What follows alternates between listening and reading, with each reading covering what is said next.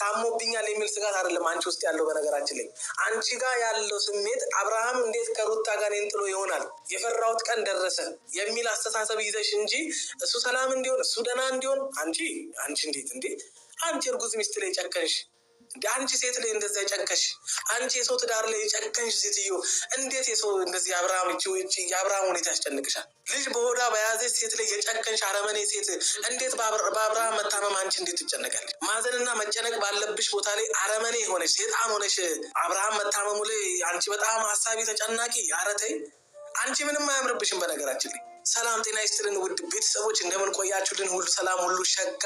እሰይ እንኳን ሁሉ ሰላም ሆነላችሁ። እግዚአብሔር ከክፉ ሁሉ ይጠብቃችሁ፣ ያሰባችሁትን ሁሉ ፈጣሪ ያሳካላችሁ። ከሀገር ውጭ ያላችሁ እንዲሁ በሰላም በጤና እንዲሄዳችሁ ልፋታችሁ ፍሬ አፍርቶ ለሀገራችሁ ምድር እግዚአብሔር አብቃችሁ እያልኩ ለዚህ ዩቲዩብ ቻናል አዲስ ሆናችሁ ላይክ፣ ሰብስክራይብ እንዲሁም የደወል ምልክቱን በመጫን ቤተሰብ መሆን ትችላላችሁ። ወዳችኋል። እንድትረጋጉ እንዲያርፍ እንድታዩት ደህና እንደሆነ እንድታውቁ ብዬ ነው። እዛን ሰማችሁ አይደል? ምንም እንዳልሆነ ደህና እንደሆነ ሰምታችኋል አይደል? ስለዚህ አሁን እሱ ከጭንቀቱ ሪላክስ ማድረግ አለበት፣ ከዚህ ሀሳብ መውጣት አለበት። ስለዚህ እንሄዳለን። ሲጀመር ዛ ኤፍሬም ሳይበቃ ሩታ ኤፍሬምም ሆንክ ሩታ የዛሬ ትርምስ እኮ ይበቃችኋል። ምክንያቱም ይሄ ልጅ ጤነኛ አይደለም። በነገራችን ላይ አሁን እያሳሰበኝ ያለው የዚህ ያሉ ሰዎች ሀሳባቸው ምን እንደሆነ ነው። ሲሪየስ የምሬን ነው የምላችሁ። ማለት በሰውኛ አይን እንግዲህ የሚያስብ አይምሮ ካለን እየተፈጠሩ ያሉት ነገሮች አቅጣጫቸው ወዴት እንደሆነ ያስታውቃል አይደል? ያም የሆነበት ምክንያት ነው ግራ የገባኝ። ማለት እነሱ ራሱ ለምን ሩታ ከተባለችው ነገር ወይም ሩታ ናት እንዲያደረገችው ወይም ሩታ ጋር ሄዶ ነው እንደዚህ የሆነው የተባለውን ነገር እነሱ እንኳን ውሸት እንደሆነ ሩታ ጋር ስለሄደ አይደለም እንደዚህ የሆነው። ሩታ ንጹህ ሰው ናት። ሩታ ምንም አብርሃም ላይ ያደረገችው ነገር የለም። ምክንያቱም እውነታውን ልባችሁ ስለሚያውቀው ማለት ነው።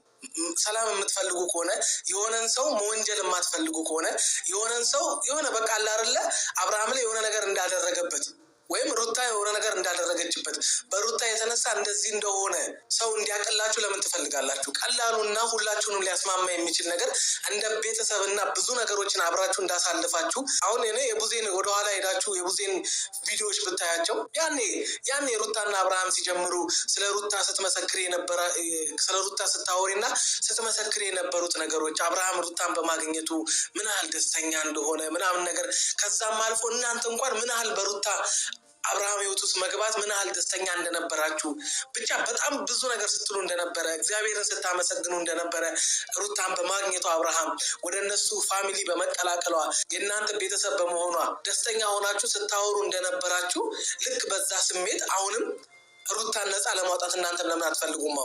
አሁን እናንተ እያንዳንዱ ሁኔታችሁን እያንዳንዱ